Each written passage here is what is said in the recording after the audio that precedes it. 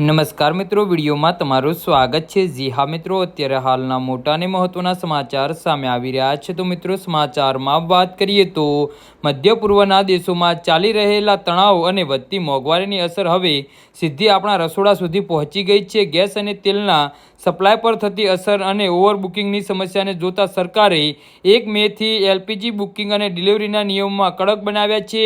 નવા નિયમ મુજબ જો તમારી પાસે પાઇપલાઇન ગેસ અને એલપીજી બંને કનેક્શન છે તો તમારું સિલિન્ડર સરેન્ડર કરવું પડશે। જી હા મિત્રો, આ ઉપરાંત ગેસની કાળાબજારી રોકવા અને યોગ્ય ગ્રાહકો સુધી સુવિધા પહોંચાડવા માટે કેવાયસી અને ડિલિવરી વખતે ઓટીપી ફરજિયાત કરી દેવામાં આવે છે। જો તમે આ નિયમોનું પાલન નહીં કરો તો તમારા ગેસ સપ્લાય અટકાવી દેવામાં આવી શકે છે।